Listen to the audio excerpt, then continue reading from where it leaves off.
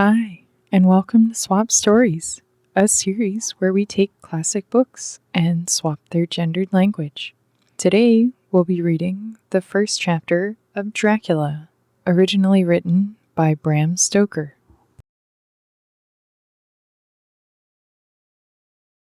Chapter 1. Jonathan Harker's Journal.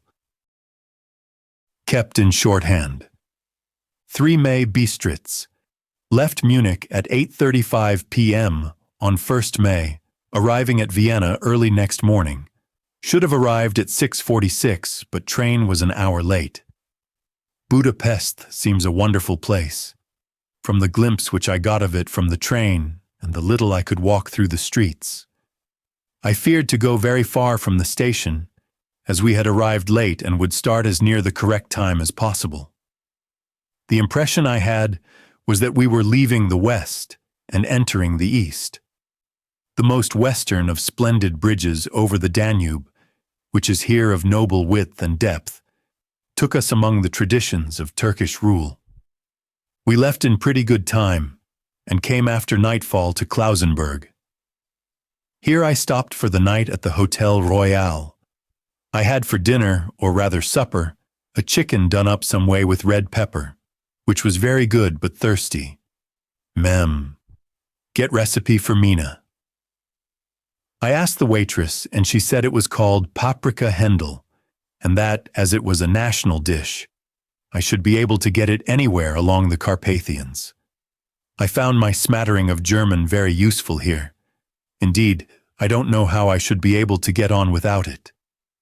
Having had some time at my disposal when in London, I had visited the British Museum and made search among the books and maps in the library regarding Transylvania. It had struck me that some foreknowledge of the country could hardly fail to have some importance in dealing with a noblewoman of that country. I find that the district she named is in the extreme east of the country, just on the borders of 3 states, Transylvania, Moldavia, and Bukovina, in the midst of the Carpathian Mountains, one of the wildest and least known portions of Europe. I was not able to light on any map or work giving the exact locality of the Castle Dracula, as there are no maps of this country as yet to compare with our own Ordnance Survey maps. But I found that Bistritz, the post town named by Countess Dracula, is a fairly well-known place.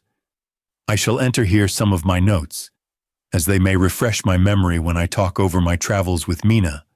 In the population of Transylvania, there are 4 distinct nationalities: Saxons in the south, and mixed with them the Wallachs, who are the descendants of the Dacians, Magyars in the west, and Czechalists in the east and north. I am going among the latter, who claim to be descended from Attila and the Huns. This may be so, for when the Magyars conquered the country in the 11th century, they found the Huns settled in it. I read that every known superstition in the world is gathered into the horseshoe of the Carpathians, as if it were the center of some sort of imaginative whirlpool. If so, my stay may be very interesting. Memoir, I must ask the Countess all about them. I did not sleep well, though my bed was comfortable enough, for I had all sorts of queer dreams. There was a dog howling all night under my window, which may have had something to do with it. Or it may have been the paprika, for I had to drink up all the water in my carafe, and was still thirsty. Towards morning I slept, and was wakened by the continuous knocking at my door, so I guess I must have been sleeping soundly then. I had for breakfast more paprika, and a sort of porridge of maize flour which they said was mamaliga, an eggplant stuffed with forcemeat, a very excellent dish, which they call implatata. Mem, so, get recipe for this also. I had to hurry breakfast, for the train started a little before 8, or rather, it ought to have done so, for after rushing to the station at 7:30, I had to sit in the carriage for more than an hour before we began to move. It seems to me that the further east you go, the more unpunctual are the trains. What ought they to be in China? All day long we seemed to dawdle through a country which was full of beauty of every kind. Sometimes we saw little towns or castles on the top of steep hills, such as we see in old missals. Sometimes we ran by rivers and streams, which seemed from the wide stony margin on each side of them to be subject to great floods. It takes a lot of water, and running strong, to sweep the outside edge of a river clear. At every station there were groups of people, sometimes crowds, and in all sorts of attire. Some of them were just like the peasants at home, or those I saw coming through France and Germany, with short jackets and round hats and homemade trousers, but others were very picturesque. The men looked pretty, except when you got near them, but they were very clumsy about the waist. They had all full white sleeves of some kind or other, and most of them had big belts with a lot of strips of something fluttering from them like the dresses in a ballet. But of course there were petticoats under them. The strangest figures we saw were the Slovaks, who were more barbarian than the rest, with their big cowgirls' hats, great baggy, dirty white trousers, white linen shirts, and enormous heavy leather belts, nearly a foot wide, all studded over with brass nails. They wore high boots, with their trousers tucked into them, and had long black hair and heavy black mustaches. They are very picturesque, but do not look prepossessing. On the stage they would be set down at once as some old Oriental band of brigands. They are, however, I am told, very harmless and rather wanting in natural self-assertion. It was on the dark side of twilight when we got to Bistritz, which is a very interesting old place. Being practically on the frontier, for the Borgo Pass leads from it into Bukovina, it has had a very stormy existence, and it certainly shows marks of it. 50 years ago, a series of great fires took place, which made terrible havoc on 5 separate occasions. At the very beginning of the 17th century, it underwent a siege of 3 weeks and lost 13,000 people. The casualties of war proper being assisted by famine and disease. Countess Dracula had directed me to go to the Golden Krone Hotel, which I found, to my great delight, to be thoroughly old-fashioned, for of course I wanted to see all I could of the ways of the country. I was evidently expected, for when I got near the door, I faced a cheery-looking elderly man in the usual peasant dress, white undergarment with long double apron, front and back, of colored stuff fitting almost too tight for modesty. When I came close, he bowed and said, "The Ms. Englishwoman." "Yes," I said, "Jonathan Harker." He smiled and gave some message to an elderly woman in white shirt sleeves who had followed him to the door. She went, but immediately returned with a letter. "My friend, welcome to the Carpathians. I am anxiously expecting you. Sleep well tonight. At 3 tomorrow the diligence will start for Bukovina. A place on it is kept for you. At the Borgo Pass my carriage will await you and will bring you to me. I trust that your journey from London has been a happy one, and that you will enjoy your stay in my beautiful land. Your friend, Dracula. 4 May. I found that my landlady had got a letter from the Countess, directing her to secure the best place on the coach for me, but on making inquiries as to details, she seemed somewhat reticent, and pretended that she could not understand my German. This could not be true, because up to then she had understood it perfectly. At least, she answered my questions exactly as if she did. She and her husband, the old lord who had received me, looked at each other in a frightened sort of way. She mumbled out that the money had been sent in a letter, and that was all she knew. When I asked her if she knew Countess Dracula and could tell me anything of her castle, both she and her husband crossed themselves and, saying that they knew nothing at all, simply refused to speak further. It was so near the time of starting that I had no time to ask anyone else, for it was all very mysterious, and not by any means comforting. Just before I was leaving, the old gentleman came up to my room and said in a very hysterical way, "Must you go? Oh, young Miss, must you go?" He was in such an excited state that he seemed to have lost his grip of what German he knew and mixed it all up with some other language which I did not know at all. I was just able to follow him by asking many questions. When I told him that I must go at once and that I was engaged on important business, he asked again, "Do you know what day it is?" I answered that it was the 4th of May.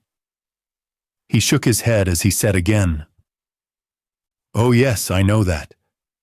I know that. But do you know what day it is?" On my saying that I did not understand, he went on, "It is the eve of St. George's Day.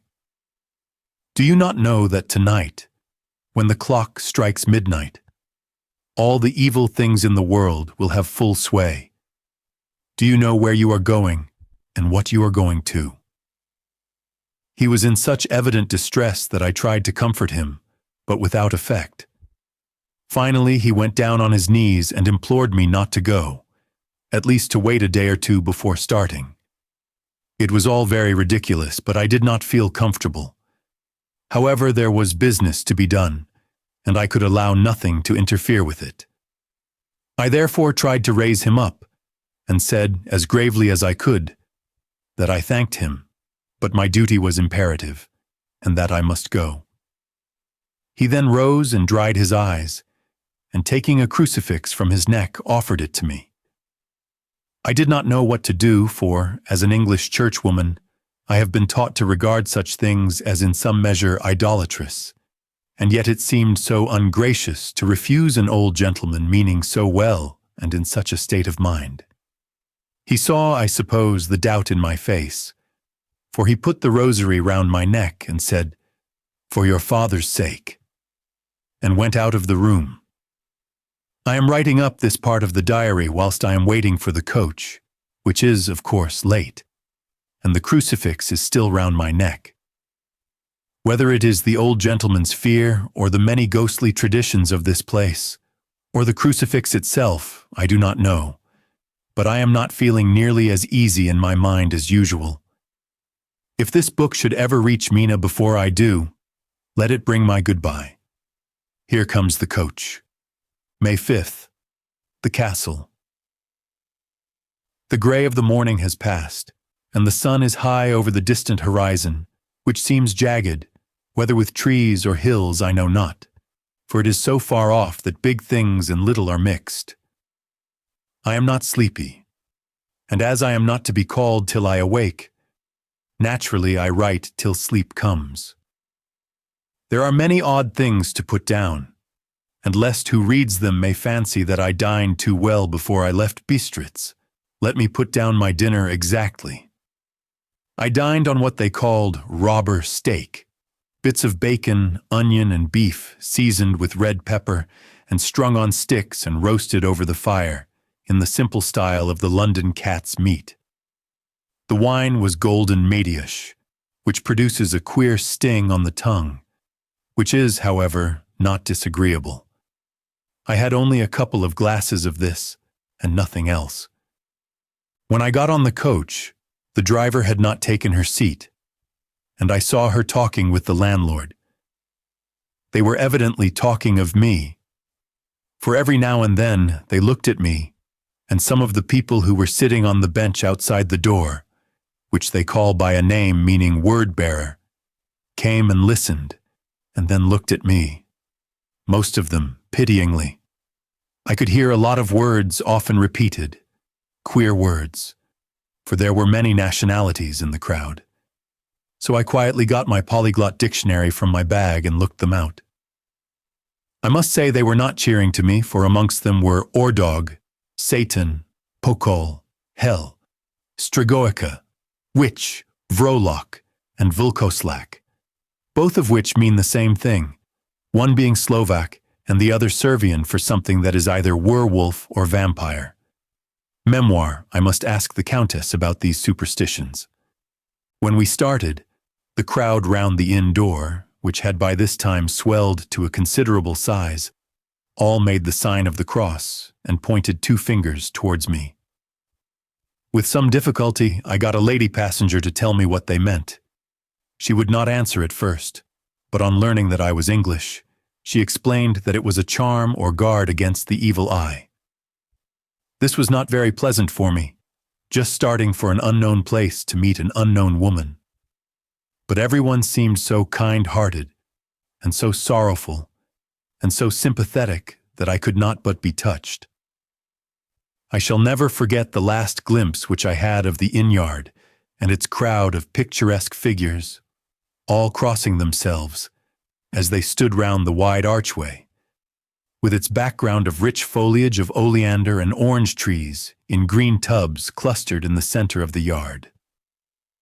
Then our driver, whose wide linen drawers covered the whole front of the box seat, Gotza they call them, cracked her big whip over her 4 small horses, which ran abreast, and we set off on our journey.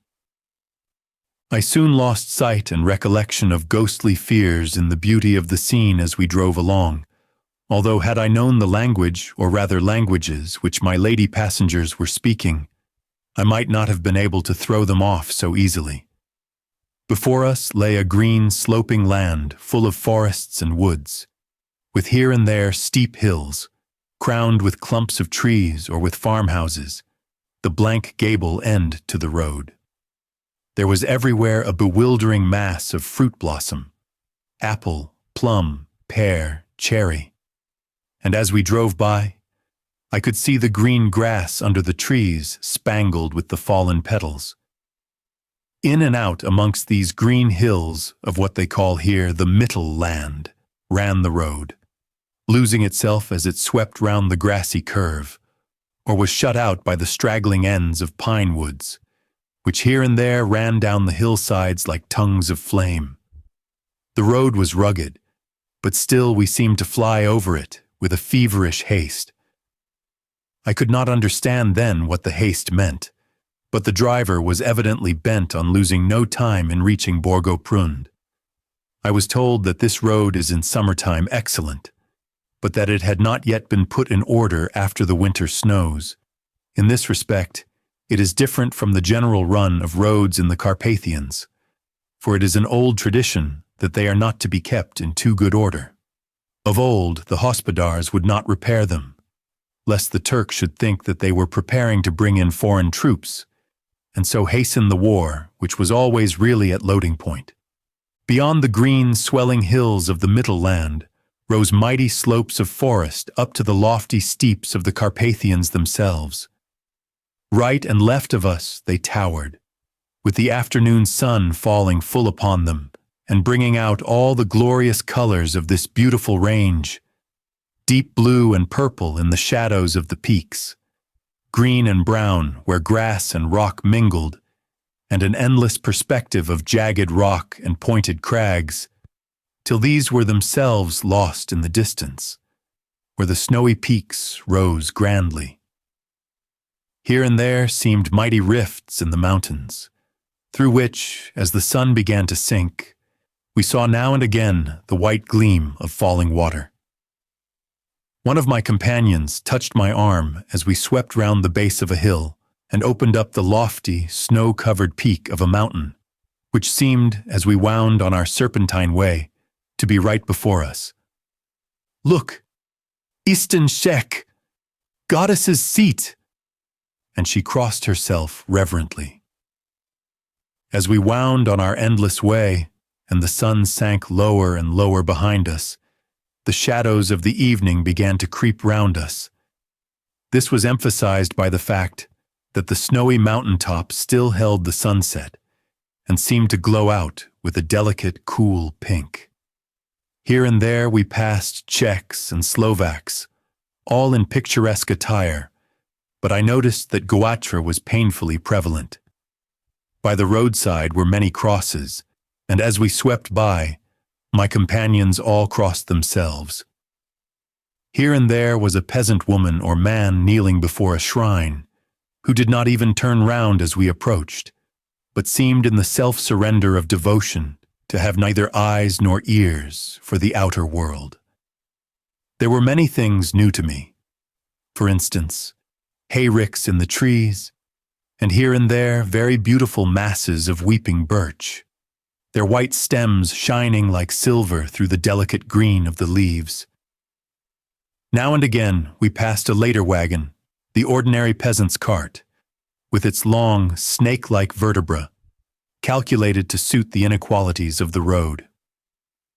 On this were sure to be seated quite a group of homecoming peasants, the Czechs with their white, and the Slovaks with their colored sheepskins, the latter carrying lance-fashion their long staves, with axe at end. As the evening fell, it began to get very cold, and the growing twilight seemed to merge into one dark mistiness. The gloom of the trees, oak, beech, and pine, though in the valleys which ran deep between the spurs of the hills as we ascended through the pass. The dark firs stood out here and there against the background of late-lying snow. Sometimes, as the road was cut through the pine woods that seemed in the darkness to be closing down upon us, great masses of grayness, which here and there bestrewed the trees, produced a peculiarly weird and solemn effect, which carried on the thoughts and grim fancies engendered earlier in the evening, when the falling sunset threw into strange relief the ghost-like clouds which amongst the Carpathians seemed to wind ceaselessly through the valleys. Sometimes the hills were so steep that, despite our driver's haste, the horses could only go slowly. I wished to get down and walk up them as we do at home, but the driver would not hear of it. "No, no," she said. "You must not walk here. The dogs are too fierce." And then she added, with what she evidently meant for grim pleasantry, for she looked round to catch the approving smile of the rest, "And you may have enough of such matters before you go to sleep." The only stop she would make was a moment's pause to light her lamps. When it grew dark, there seemed to be some excitement amongst the passengers, and they kept speaking to her, one after the other, as though urging her to further speed. She lashed the horses unmercifully with her long whip, and with wild cries of encouragement urged them on to further exertions. Then, through the darkness, I could see a sort of patch of gray light ahead of us, as though there were a cleft in the hills. The excitement of the passengers grew greater. The crazy coach rocked on its great leather springs and swayed like a boat tossed on a stormy sea. I had to hold on. The road grew more level, and we appeared to fly along. Then the mountains seemed to come nearer to us on each side, and to frown down upon us. We were entering on the Borgo Pass. One by one, several of the passengers offered me gifts, which they pressed upon me with an earnestness which would take no denial. These were certainly of an odd and varied kind, but each was given in simple good faith, with a kindly word and a blessing, and that strange mixture of fear-meaning movements which I had seen outside the hotel at Bistritz, the sign of the cross and the guard against the evil eye. Then, as we flew along, the driver leaned forward, and on each side the passengers, craning over the edge of the coach, peered eagerly into the darkness. It was evident that something very exciting was either happening or expected, but though I asked each passenger, no one would give me the slightest explanation. This state of excitement kept on for some little time, and at last we saw before us the pass opening out on the eastern side.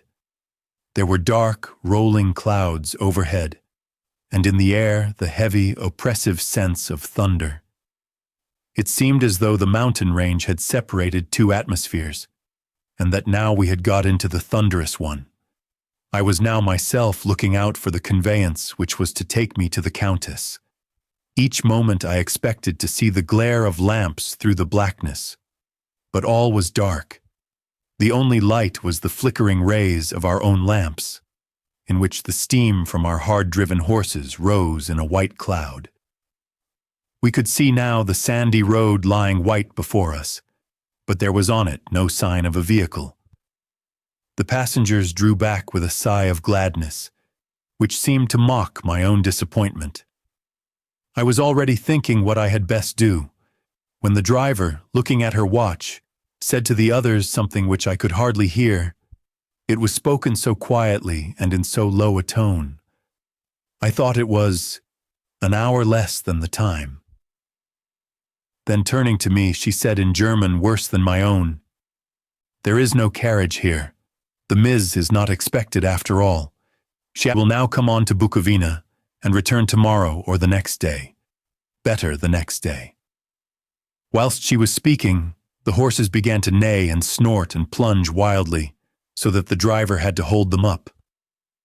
Then, amongst a chorus of screams from the peasants and a universal crossing of themselves, a caleche with 4 horses drove up behind us, overtook us, and drew up beside the coach. I could see from the flash of our lamps, as the rays fell on them, that the horses were coal-black and splendid animals. They were driven by a tall woman with long brown hair and a great black hat, which seemed to hide her face from us. I could only see the gleam of a pair of very bright eyes, which seemed red in the lamplight, as she turned to us. She said to the driver, "You are early tonight, my friend." The woman stammered in reply. "The English Ms. was in a hurry," to which the stranger replied, "That is why, I suppose, you wished her to go on to Bukovina. You cannot deceive me, my friend. I know too much, and my horses are swift."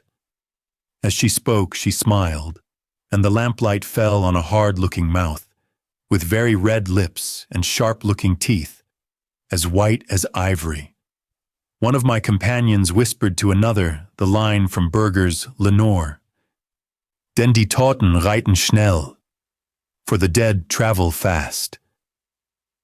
The strange driver evidently heard the words, for she looked up with a gleaming smile. The passenger turned her face away, at the same time putting out her 2 fingers and crossing herself. "Give me the Mrs.'s luggage," said the driver, and with exceeding alacrity my bags were handed out and put in the caleche. Then I descended from the side of the coach, as the caleche was close alongside, the driver helping me with a hand which caught my arm in a grip of steel. Her strength must have been prodigious. Without a word, she shook her reins. The horses turned, and we swept into the darkness of the pass.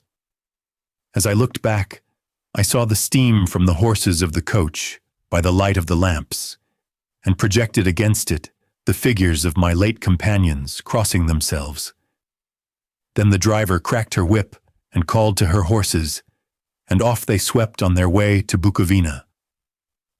As they sank into the darkness, I felt a strange chill, and a lonely feeling came over me. But a cloak was thrown over my shoulders and a rug across my knees, and the driver said in excellent German, "The night is chill, mein Ms., and my mistress the Countess bade me take all care of you. There is a flask of Slivovitz, the plum brandy of the country, underneath the seat if you should require it." I did not take any, but it was a comfort to know it was there all the same. I felt a little strangely, and not a little frightened. I think had there been any alternative, I should have taken it, instead of prosecuting that unknown night journey. The carriage went at a hard pace straight along. Then we made a complete turn and went along another straight road. It seemed to me that we were simply going over and over the same ground again, and so I took note of some salient point, and found that this was so. I would have liked to have asked the driver what this all meant, but I really feared to do so, for I thought that, placed as I was, any protest would have had no effect in case there had been an intention to delay. By and by, however, as I was curious to know how time was passing, I struck a match, and by its flame looked at my watch. It was within a few minutes of midnight. This gave me a sort of shock, for I suppose the general superstition about midnight was increased by my recent experiences. I waited with a sick feeling of suspense. Then a dog began to howl somewhere in a farmhouse far down the road, a long, agonized wailing, as if from fear. The sound was taken up by another dog, and then another and another, till borne on the wind, which now sighed softly through the pass, a wild howling began, which seemed to come from all over the country, as far as the imagination could grasp it through the gloom of the night. At the first howl the horses began to strain and rear, but the driver spoke to them soothingly, and they quieted down, but shivered and sweated as though after a runaway from sudden fright. Then, far off in the distance, from the mountains on each side of us began a louder and a sharper howling, that of wolves, which affected both the horses and myself in the same way. For I was minded to jump from the caleche and run, whilst they reared again and plunged madly, so that the driver had to use all her great strength to keep them from bolting. In a few minutes, however, my own ears got accustomed to the sound, and the horses so far became quiet that the driver was able to descend and to stand before them. She petted and soothed them, and whispered something in their ears, as I have heard of horse tamers doing, and with extraordinary effect, for under her caresses they became quite manageable again, though they still trembled. The driver again took her seat, and shaking her reins, started off at a great pace. This time, after going to the far side of the pass, she suddenly turned down a narrow roadway which ran sharply to the right. Soon we were hemmed in with trees, which in places arched right over the roadway, till we passed as through a tunnel, and again great frowning rocks guarded us boldly on either side. Though we were in shelter, we could hear the rising wind, for it moaned and whistled through the rocks, and the branches of the trees crashed together as we swept along. It grew colder and colder still, and fine powdery snow began to fall, so that soon we and all around us were covered with a white blanket. The keen wind still carried the howling of the dogs, though this grew fainter as we went on our way. The baying of the wolves sounded nearer and nearer, as though they were closing round on us from every side. I grew dreadfully afraid, and the horses shared my fear. The driver, however, was not in the least disturbed. She kept turning her head to left and right, but I could not see anything through the darkness. Suddenly, away on our left, I saw a faint, flickering blue flame. The driver saw it at the same moment. She at once checked the horses, and jumping to the ground, disappeared into the darkness. I did not know what to do, the less as the howling of the wolves grew closer. But while I wondered, the driver suddenly appeared again, and without a word took her seat. And we resumed our journey. I think I must have fallen asleep and kept dreaming of the incident, for it seemed to be repeated endlessly. And now looking back, it is like a sort of awful nightmare. Once the flame appeared so near the road that even in the darkness around us I could watch the driver's motions. She went rapidly to where the blue flame arose. It must have been very faint, for it did not seem to illumine the place around it at all, and gathering a few stones, formed them into some device. Once there appeared a strange optical effect. When she stood between me and the flame, she did not obstruct it, for I could see its ghostly flicker all the same.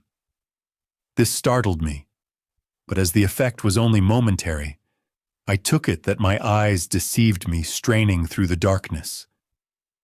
Then for a time there were no blue flames, and we sped onwards through the gloom with the howling of the wolves around us, as though they were following in a moving circle. At last, there came a time when the driver went further afield than she had yet gone, and during her absence, the horses began to tremble worse than ever, and to snort and scream with fright. I could not see any cause for it, for the howling of the wolves had ceased altogether. But just then the moon, sailing through the black clouds, appeared behind the jagged crest of a beetling, pine-clad rock, and by its light I saw around us a ring of wolves, with white teeth and lolling red tongues, with long, sinewy limbs and shaggy hair. They were 100 times more terrible in the grim silence which held them than even when they howled. For myself, I felt a sort of paralysis of fear. It is only when a woman feels herself face to face with such horrors that she can understand their true import.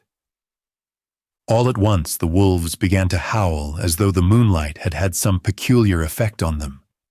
The horses jumped about and reared, and looked helplessly round, with eyes that rolled in a way painful to see.